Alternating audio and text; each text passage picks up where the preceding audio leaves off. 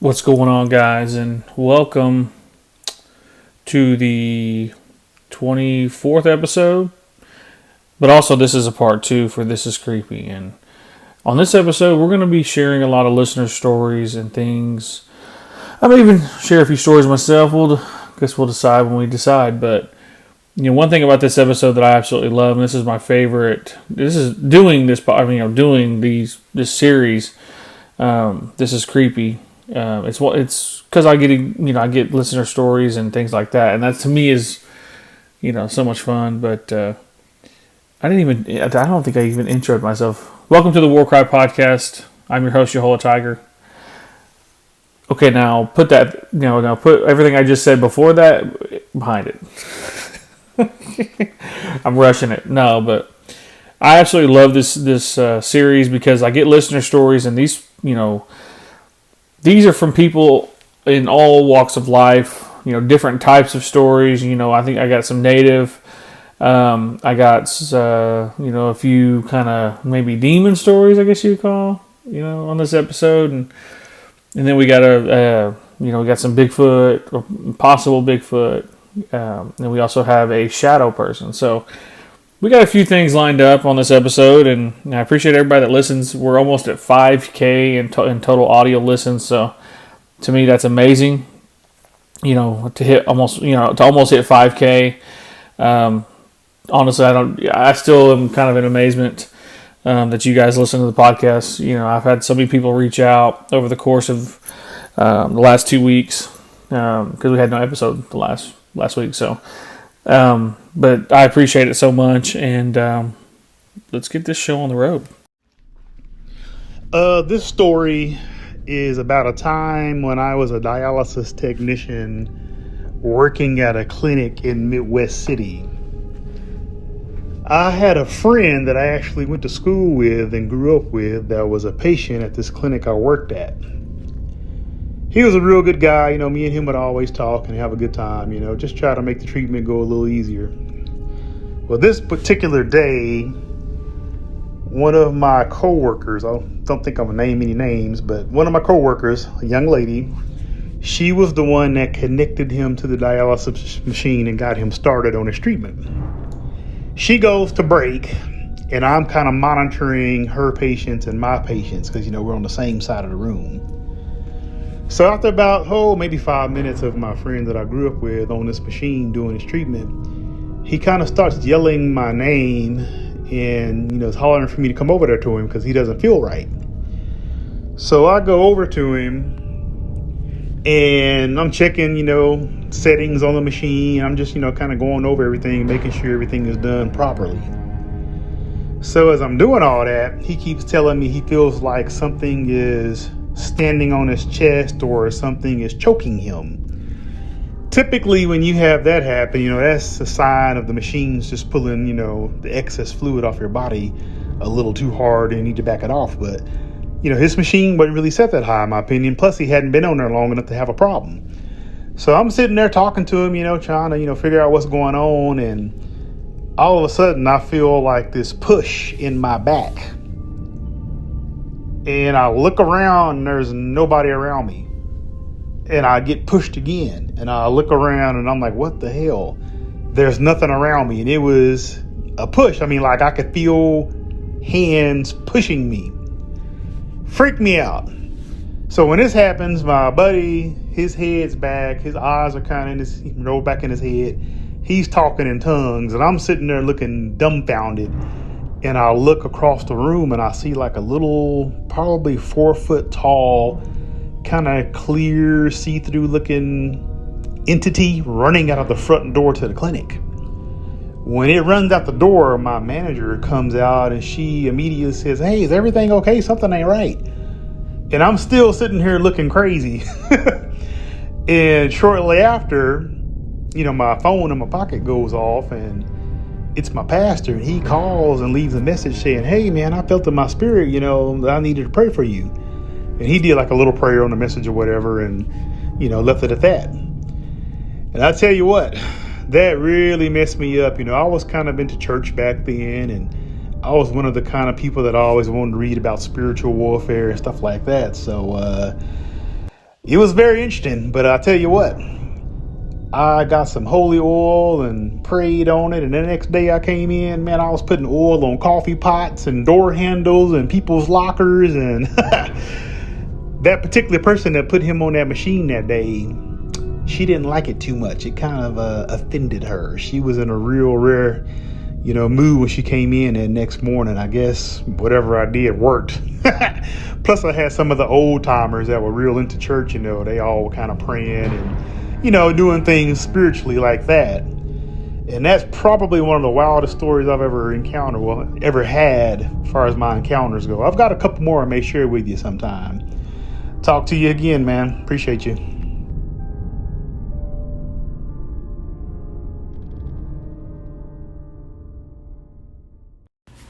Man, wow. That's one thing about, this series, man. You just get some stories who, kind of unexplained, but AJ, I appreciate him sharing his stories. He has shared a few other stories with me as well, and I'm going to share those too. He didn't voice record it, but he said that one was kind of a longer story. But I appreciate people that send in their stories. That to me, that's like the coolest thing ever, because you hear things like that. The 4 foot tall kind of, I would say, humanoid type entity or being, and that's one thing that's just kind of crazy. But I appreciate him sharing his story, and I'm going to share a few more from him. And so one thing that he had brought up, it's an idea, but there's this, I wouldn't say constant battle, but I would say there is some type of sort of separation of medicine or native magic in church. And he asked me to kind of speak on this, and I'm by no means an expert in this, because I don't practice, but one thing that's always been said, and I've talked to some church people who are I'd say on more of, like, I guess more of the the side of church, or more church, and they believe in these things, but they're like really hardcore church going people, and I've talked to different people from different ethnicities when it comes to that. And I've spoken with some Hispanic people who believe when they talk about their witches and their things like that, they get real kind of spooked about that. But one thing that mixing those things can cause any type of, and I'm trying to be careful. I'm trying to be careful saying, but they can cause things to go the other way or not be exactly as you intended when you're doing those things. But I had a family member who their grandpa did both, and they'd always tell stories about kind of laughing about it, that he always got to places quicker than them, and they were in a car, and he was like, they'd be, hey, let me get you a ride, it's a get you there quick, we're leaving early, and he'd go, nah, I'm all right, and they'd get their way, get going to the church, and he's already there. He had no car, so those things are out there, and I'm always real respectful of those things, but I know that there can be some consequences or things done to those that mix those things. And I was talking to a guy who's a non-native, and he was talking about like the new age witchcraft that's going on in certain areas, and he said that that's a constant battle with that, because people want instant gratification on things that are supposed to become naturally, or they're supposed to become like, I want to say animal world, but like animal world, like survival of the fittest. But things are supposed to happen how they're supposed to happen in terms of biology and things like that. And this stuff is these new age type of magic, or like, I don't know really what it's called, but the Russian processes in life. And I thought it was pretty interesting, getting that point of view from someone who's a non-native, but there's those things out there that people use, and I just thought it was really interesting. So hopefully, AJ, that addresses your, kind of me talking about that just a little bit. So next story I'm going to tell you about comes out of kind of the Clearview area, and this is from AJ as well. And his email goes, "I have a cousin that moved from Oklahoma City to Clearview, and this was back in the late 90s. He moved into an area the locals called the Bottoms. He says that Bigfoot was always lurking around, messing with his animals, and so he decided to shoot it. And I can't remember, in the email, so he can't remember exactly what the caliber he used to shoot that his cousin used to shoot this Bigfoot. But he said it went down screaming and crazy and took off into the woods and just went crazy in the woods. But he said later that night it came back and tore up the barn, fence, and his kid's swing set. He said he twisted the legs. This thing just went crazy all over their property and their stuff. It really messed with his cousin. But he said that no one around him believed Bigfoot would tore up his property, and so he moved away into the town of Clearview, and he really swore it happened. So, we always hear that in different communities in the Bigfoot community. I know there's a lot of people that say if you shoot these things, they will come back with a vengeance if you don't kill it. But one thing that I've heard just in, like I said, the community that people always talking about is these things don't come in ones. They don't come like by themselves. It's always like kind of in a family group, or I don't really know what I would call it. But they do come back, and they do have kind of emotions, and that goes back to kind of talking about Bigfoot being kind of a clan or a tribe. They don't run in ones. So that's a real interesting story that his cousin shot that. And next story that he has for us is, and this comes from his grandfather. So his grandfather passed away in the house, and all the pictures on the walls would always turn sideways. And he said you could hear footsteps running across the roof, but no one was found on the roof or outside the house. We'd always straighten all the pictures back to normal, and they turned sideways again. Another cousin said that they were on the back porch standing, by a well that was on the property, and they seen this massive owl flying through the night sky right towards them. As it got closer, it just disappeared right in front of her. The back of the house was kind of high off the ground, and there was an underground stream that ran under the property and, had some of the best water you could ever drink. Well, the well had a really long chain on a bucket that went really deep down, about 15 to 20 feet down. So you can imagine how high, his cousin, was on that back porch when she saw that owl. Another time, another cousin was on the back porch, and this old car came barreling through the woods towards the back of the house, and when it got close, it just disappeared. There was an old burial ground literally down the street from his grandparents' house. My mom told me a story of how they were always told to be home by dark. One night when they were late getting in, they'd walk past the burial ground, and they were chased by what they were called the Hanks. And I know, skilly, things like that, I think is kind of, but she said they ran so fast, and I guess he said that the Hanks is kind of what they kind of call it, but I think he misspelled it here. But anyways, but they're called Hanks, or skilly, or honka, or however your people just they just decide to call it. Last story here from AJ.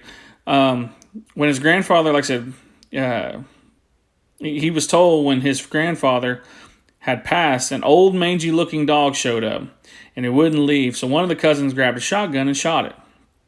They said it was hit with buckshot, went down like it was dead, and then got up and walked around the house like nothing happened. They said that it was bloody and couldn't understand how it survived. They claimed that the same mangy dog kept coming around and was shot 3 more times at close range. It wouldn't die. After a while, they never saw it again and never knew why it wouldn't die. But they thought they wouldn't call it a spirit. but they also didn't like talking about those things. Man, those are some pretty good stories from AJ, and I appreciate him sharing those. A similar story that I've told in the past, when it comes to those types of, when you got a relative pass, or, someone that, families, going to pass, you always get visits from things. And, I've heard stories of, getting a phone call from a relative who had already passed, but they're calling you to let you know that they're going to be all right. And, to me, those are, to kind of reference another podcast, but Rest Scares, Dono, he shared a story, like I said, I mentioned on a prior episode, but that's what that reminds me of, those sweet scares, those nice scares, and so I appreciate AJ sharing those stories. Man, those are some pretty good stories there. Next story I got for you guys. So this comes out of Garfield County, Oklahoma, in the late 70s. And this was sent to me, and I think she wanted to remain anonymous. But this story was sent, like I said, in the 70s when she was 10 years old. So one night, her and her siblings were walking down a railroad track gravel part of the railroad track. And they had been walking there for, quite a while, and they're kind of making their way down. And, after a few minutes, they started hearing footsteps, like that gravel type footstep kind of. And she suddenly turned around and looked, and there was nothing there. And she looked all the way down, all the way down the track, and couldn't see anything. Kept going, and eventually she thought that she saw a tall, dark, shadow type man that was dashing behind the trees, following him. And she looked several times back, thinking it was a man that was, messing with them or kind of, but the dark shadow kept peeking out from behind, a tree that was next to the railroad track behind them. And so they would walk, and then after a few minutes, they'd stop and they'd hear those footsteps again. And she writes, these were unmistakable footsteps, and saw nothing.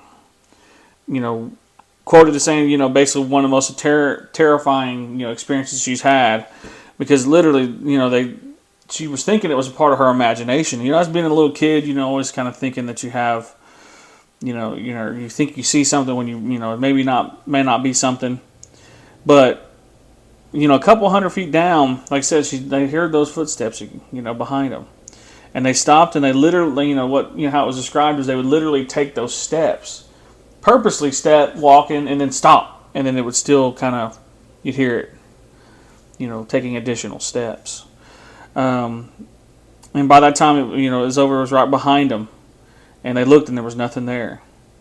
They ended up running home scared. But I appreciate you sharing that story. That's one thing, you always have parents on saying, you better get home before dark. You don't know what's going to be out there. And that's a pretty good example of that. And, that's a great story because, you don't really know what it was. And, it might have been a shadow person, or could have been a Bigfoot, but I appreciate you sharing that story, and we're moving on to the next one. Wow, the shadow people, you really truly never know, what it could have been. But that's real. I appreciate that person sharing that story to me, especially. I don't really hear anything out of Garfield County. I honestly don't even know where that's at. I'm thinking about it as I'm looking at kind of the map. I'm like, man, that's kind of a place I've never been before. But so I appreciate that story. So this next story that I'm going to tell, has been partially shared, I believe. Unsolved Mysteries of the Reservation. I was going to share this story on there. I think we had some issues or technical issues, and it was a mess. And so I don't think this story has ever been publicly told. But this story comes out of Jones area. And this person is Kickapoo, and so basically it was taken between Jones and Hara along the North Canadian River. And this is I'm going to tell exactly how this person told it to me. And so here we go. In July 2019, two friends and I decided to go ghost hunting. We were just bored, so I left Norman, picked my friends up in Tecumseh, and headed towards Jones. One of my friends grew up out there, and had a lot of ghost stories, sightings, and all types of things going on. Nothing happened. Side note: we were parked by the school where the boy. So I guess the side note is, so there was a documentary that came out that I had mentioned about the girl in the picture, and it has some locations here in Oklahoma. Well, they had parked next to the school where this boy was kidnapped, and I cannot for the life of me. I think it's in Jones, but I can't remember the name of that school. Anyways, but her friend remembers the kid going missing, and that when they grew up out there, there was this old brick building that they said that a witch lived in there, but she said she was stealing the kids, which is kind of interesting. But anyways, so nothing happened out there. So they drove further down the dirt road because they were so close to the river, and her friend asked if we wanted to go down there, and of course they did. So we parked the car and ended up walking through the trees and grass. It was summertime, and I remember it was such a nice night, full moon, and there wasn't really a breeze that I could remember while we were walking down to the river. When we got closer to the river, I walked down from my friends just to enjoy the night and the sounds. Out of nowhere, one of my friends then yells at us to come look. She had her phone flashlight on and was looking at the sand. I thought she was going to show us a dead fish or something, but it was But it was a crazy looking print. At first, I thought she made the print, and then I thought maybe somebody was down here before, jumped down, and made a sliding print to make a big print. But I remember the first print was odd looking. Behind it, behind the hill, it had imprints of what I now believe was wet hair dragging. I don't know how else to describe it. It just looked odd. Then she walked closer up to the actual river, and she found another one. This time of the other foot, it was more prominent. You could actually see the toes and the outline of the print, and it was so clear. My friend, who wore men's 13, put his foot against the print, and his foot looked so small compared to this print. It looked like this thing had walked straight into the water, probably crossed the water, but the bugs were making so much noise, so I don't think he was anywhere near us. And that's one thing I say too, is like when Sasquatch is around, or Bigfoot, the entire everything goes quiet because the apex predator's there. So that's interesting. So my friend and I are looking at the print, and we start taking pictures of it. One of my friends swipes his finger in the print. We freak out and ask, "What are you doing?" He said, "I don't know. I just see how they do it in the shows." When he lifted his finger from the print, she had our flashlights on his finger, and there was reddish, like strands of reddish hair. He quickly dusted his hands off, and we decided it was time to get out of there. We climb up out of the riverbank and start making our way back to the road, to the car. Our guy friend was out in front, and my friend and I were in the back. I remember hearing voices / murmuring, and I didn't think much of it since there was houses, out there. It was almost 5 a.m., so I thought people were leaving for work.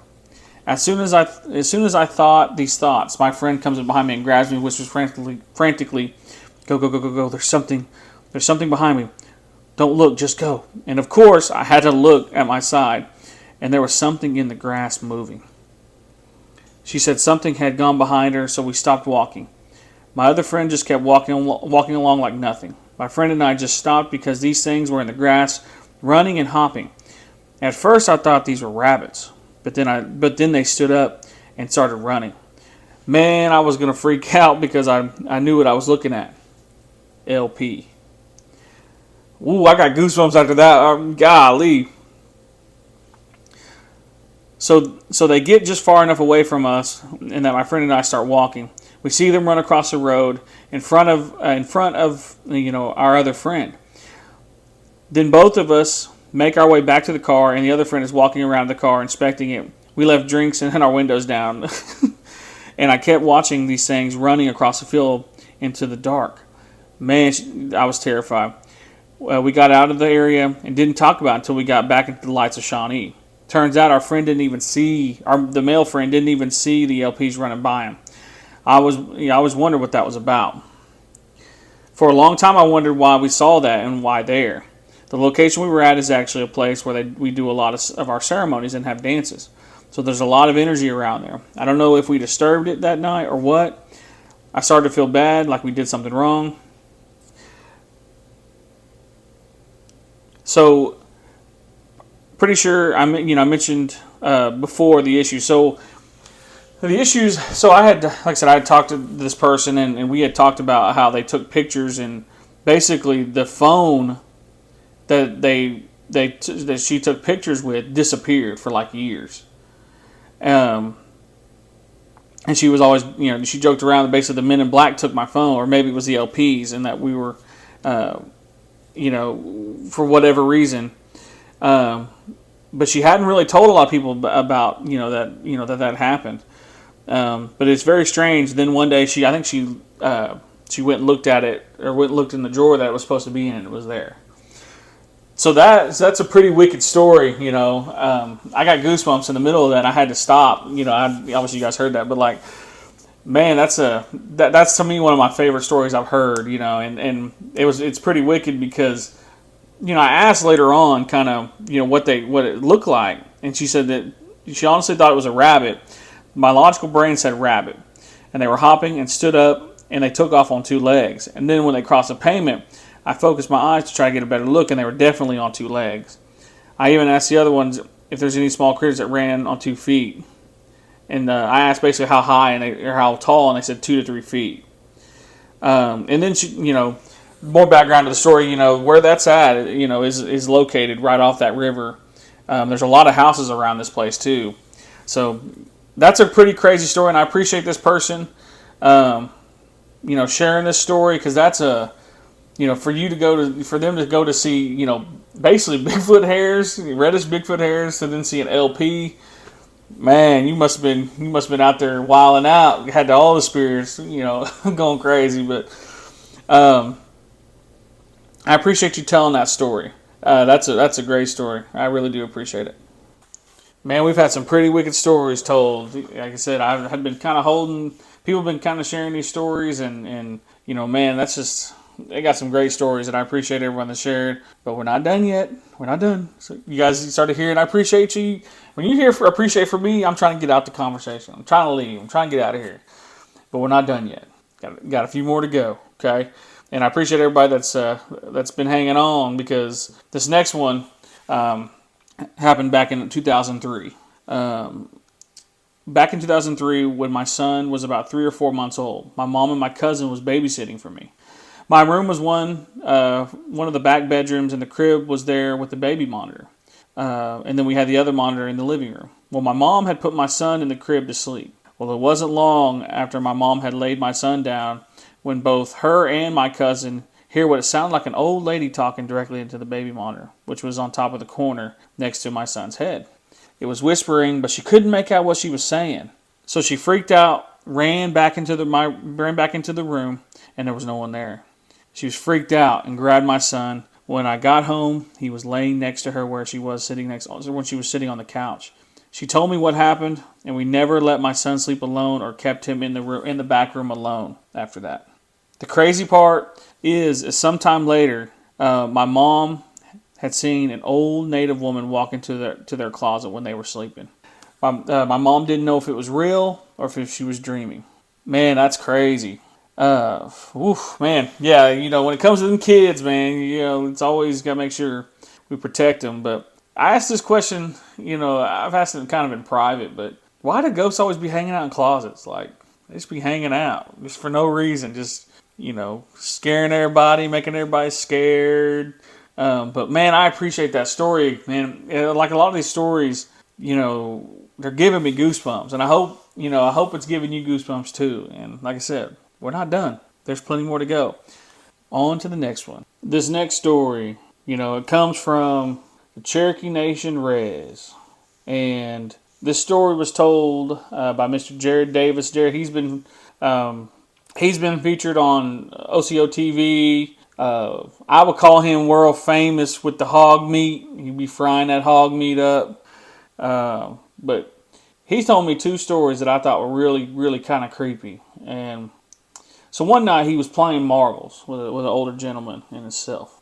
And it was him and an older gentleman, and they were playing. And there was a few other people playing too, it seems like.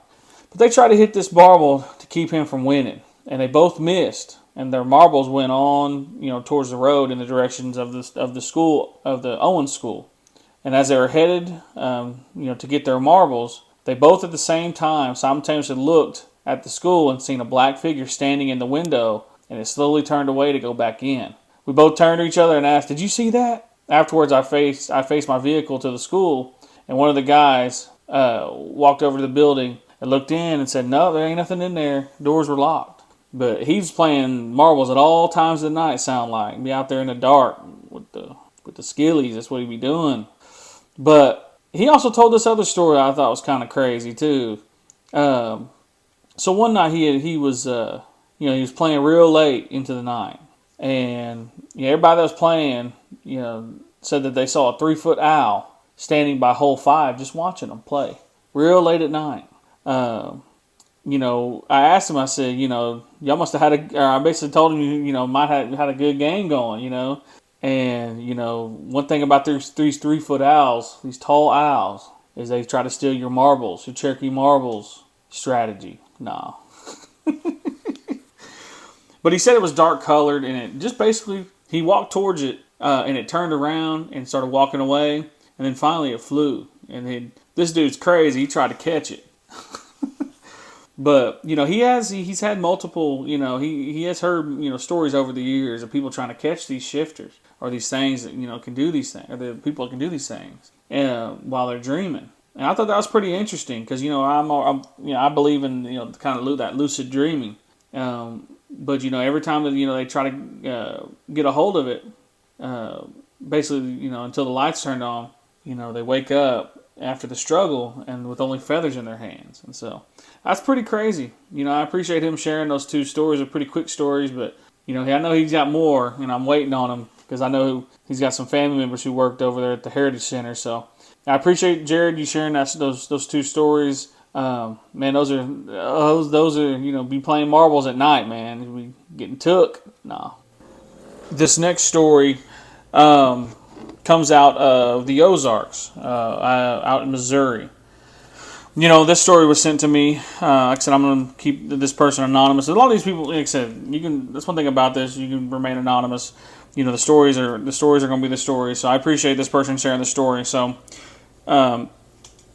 my family has had a cabin in the Ozarks in Missouri for a long time, and I would spend weeks down there with my grandparents.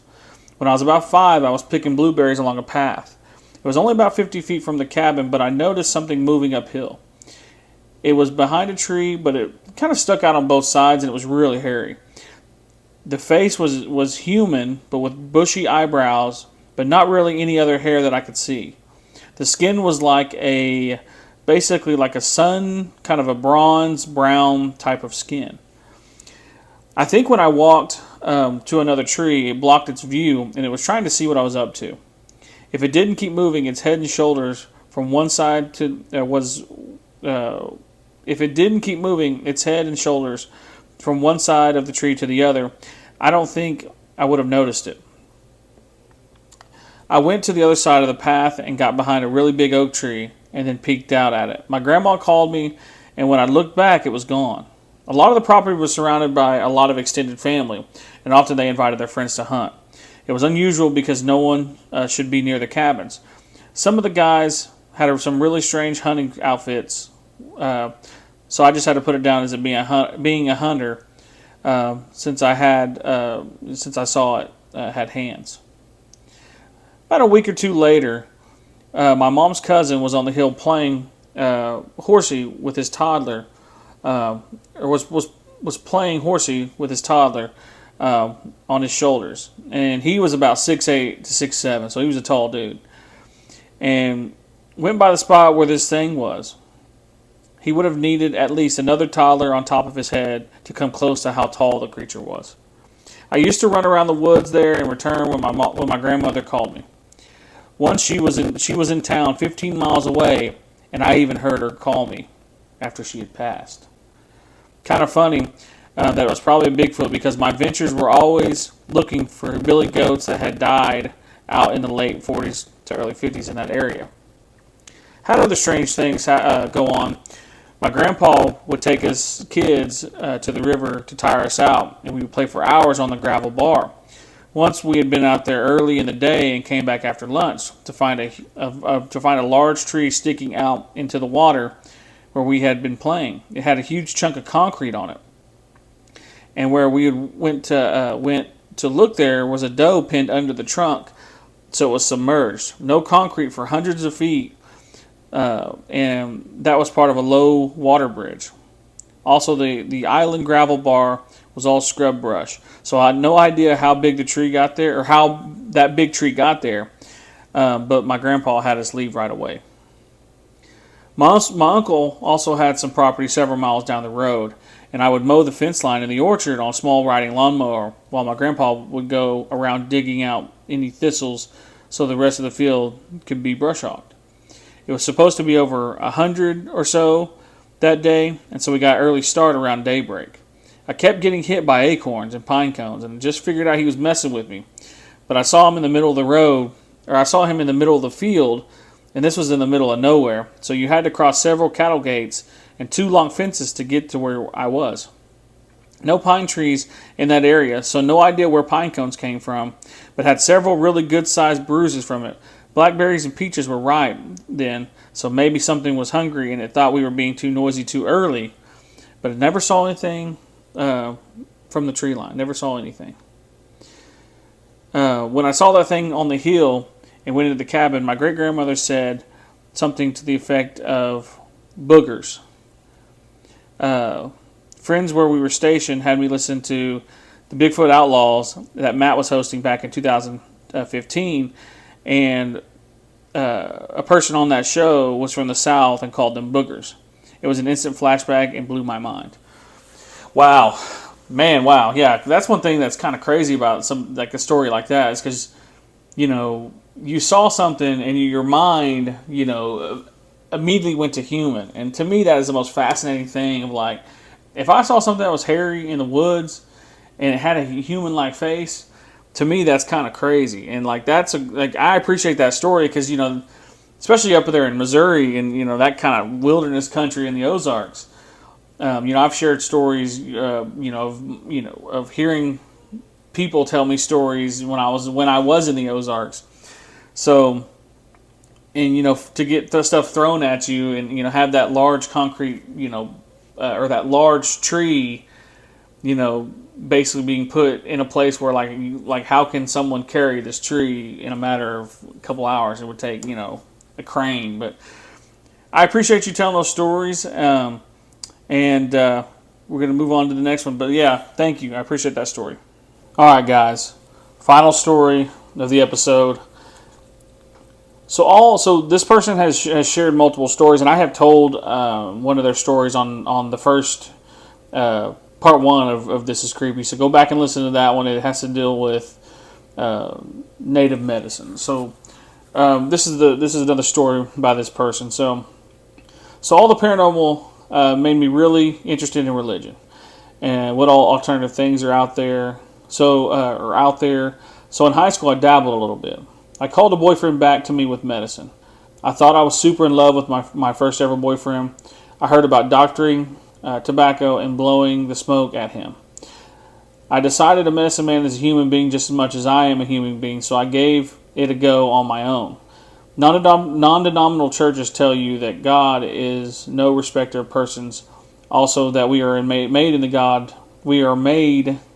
the image of God, who spoke creation into existence. So I decided I could speak and make something happen. So I did. Some weak version of my attempt. A particular flower that was in season in spring, where we like to hang out. Tobacco I had prayed over myself. I made my little offerings of tobacco to the spirits to help me. I don't remember what else I did, but I created a ritual with intention and smoked some of the tobacco I put out there and blew it where he lived. Nothing happened. I forgot about it. 10 years exactly go by, and he showed up in my life, pretty much out of nowhere. He was homeless. He had showed up back in town after leaving his wife. They broke up for some of the dumbest reasons I have ever heard in my entire life. I let him stay the night at my house, and I dropped him off at his friend's house the next day. He was missing one of his front two teeth, and he was just beat up and in bad shape. Lord, I felt so guilty that I sort of felt like I ruined his life. He had started staying at my house at this point, and I don't even know how it happened. He asked me to be his girlfriend. I don't know why I said yes, but I did. He was all moochy, and it literally drove me crazy. He was really a sad sack of character, and I really felt bad, like it was my fault. He made his decisions and everything, but my little spell slowly brought him back to the place where he would be with me. At least that was what I was thinking.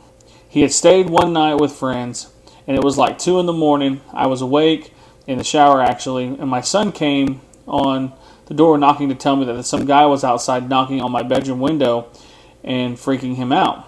So I tell him to go lay down and I'll take care of it. I quickly throw on a towel, and go let him in. He walked all the way across town, drunk as a skunk. He cried all night in my lap over losing his wife and kids, which I totally deserve. But I had to get rid of him because I can't have drunk dudes showing up and scaring my kids. I guess that one is kind of bad, and I hurt him. But yeah, stupid decisions, young and dumb, and had ego. But I didn't know it could take years for medicine to work. Wow, I had to bring some heat with y'all. I know, that's one thing about that, and I appreciate this person, sharing this story with me, because one thing that's kind of, I think is, like people in this new, like I said, I mentioned New Age earlier. It's having a level of kind of respect for things that are not normal knowledge. But like I said, I know, that maybe this, story may offend some people, especially, I know when it comes to medicine and talking about it.